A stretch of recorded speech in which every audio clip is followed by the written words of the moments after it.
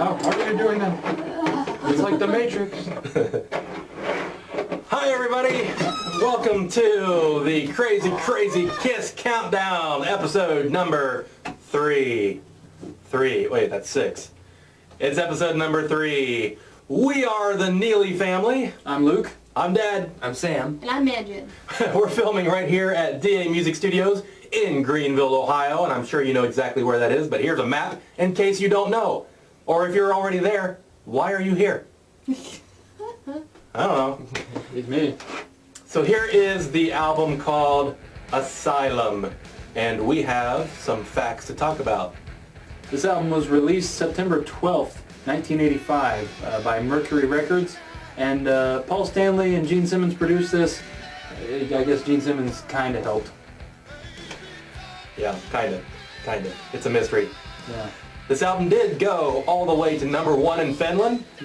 Apparently Finland was the place to be in the 80s because it was a big Kiss country. I don't know. Did everybody in the country wear the makeup? And I don't know. I'm getting the feeling. Probably. Apparently this got up to number 20 in the U.S., which I guess isn't bad. This was also the first official album for guitarist Bruce Kulick, who was the lead guitarist for the band many years after that. The tour for this album only occurred in the US.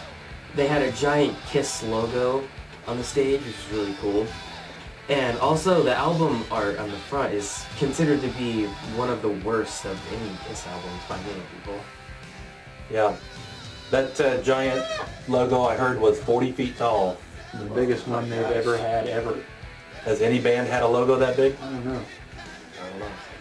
So anyways, this album came out in 1985. I was just starting college, so I was completely oblivious when this came out. But what did you guys think of this album overall? What about you, Manjin? It was really good. And of course Eric Carr, so he's... You like He all just of them with did. Eric Carr on it. Of course I did. It's Eric There Carr. it is. The very first song is kind of like, hey, check out what Eric can do. Yeah, it's cool. Yeah, it was a big drum solo at the beginning, as you know, and a lot of guitar things going on Yeah. in this album. I'm sure Bruce wanted to say, hey everybody, here I am. Yeah. What do you think? Yeah, I thought it was a really good album too. Like, I love the way, like they mentioned, the way the album started was really epic. And a lot of the songs on it are just flat out catchy to me. Oh yeah. This set, when I started really getting into Kiss, of course I was into 80s and Def Leppard and stuff like that, so the no makeup stuff was what I gravitated to first before I started getting into the whole thing. But this was probably my favorite no makeup album, at least at first, and it's still, I would say it's either my favorite or close. It's hard to choose now, but just everything about it. Yeah. Well, this is, like I said, I didn't know about this album when it came out. It was years and years later that I came back to Kiss and went out and bought all the CDs and everything. So I always felt this album as being one of those where they have a few good songs and the rest of it was just let's make something up really quick to fill in the spaces. So if I was gonna rate all Kiss albums from best to worst, which would be impossible about, especially at the bottom end, who would I pick as worst? I have no idea.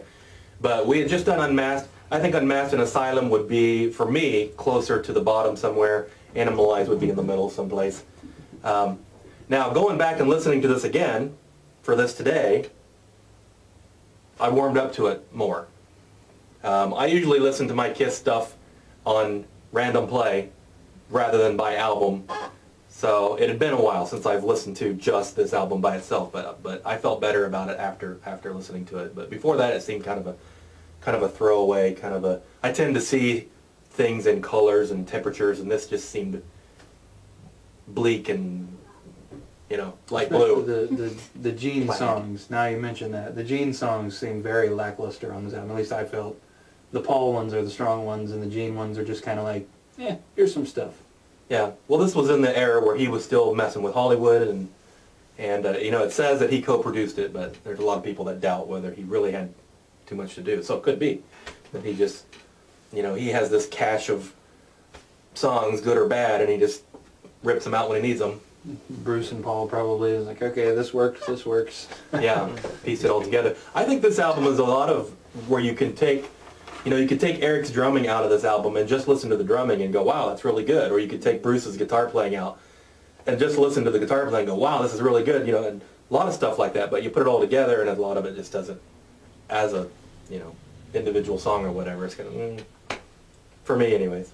If there was anything ever said about this, their colors are supposed to be the solo album colors. The color of their lips on the cover of this. Yeah, did you guys know that? No. Blue for Ace and green for Peter. I never noticed Eric. that. Yeah, but it was Peter's Oh, solo okay, album, Okay. and they used his colors, Strange. and then purple and red. So the solo album covers on the lips. A strange throwback. Yeah, which Yeah, is at this another. point in Yeah, it's kind of cool. it's just another thing that people actually complain about about this album cover. Yeah.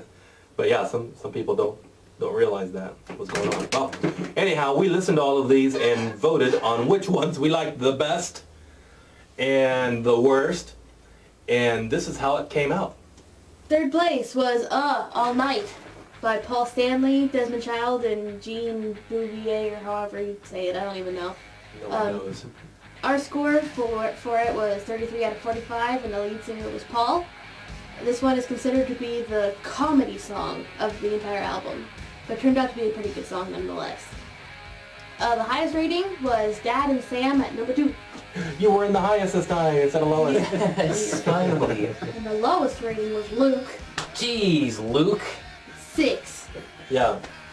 So for me, this was another one of those that was just catchy. I almost put this as number 1, just because it's enjoyable to listen to. I mean, there's no intricacies in there, or you know, the lyrics aren't genius or anything. It's just fun. So, how about you? This is another one of those songs for me that only was low because I like the other ones better. I have absolutely no problem with that song. Why'd you like it? Catchy. It's catchy, like a lot of them on here. Yeah, so, you know, you can't sit around and analyze Kiss songs too much as far as the musicality and all of that. You just gotta go by, you know, how does it, you know, is it something you'd like to listen to or not? So, that sort of thing. Alrighty, so we are going to put a third place sticker once again for good old Paul on the board. So here we are, putting it on the board. That is Magenica's hand that you are looking at. Second place came Tears Are Falling, which was written by Paul Stanley. We gave it a 36 out of 45, and Paul sang it, of course. This song was a big enough hit to keep Kiss alive during a time when Paul and Gene really weren't getting along too much. They almost split up, I guess, but luckily the success of this song kind of kept them going. The highest rating was Dad at number 1, and the lowest rating was me at number 5. Dun, dun, dun, dun. You're the low man today. Oh yeah. So, again, Tears Are Falling. I went back and forth between this one and the other one that we just did, just because it's a catchy tune, and people go on the internet. They're like, well, if you like that popular stuff, then you're not a real musician, and you're, you know, all the hipsters and everything. But what I say to people like that is, let's see you write a song that makes millions and millions of dollars.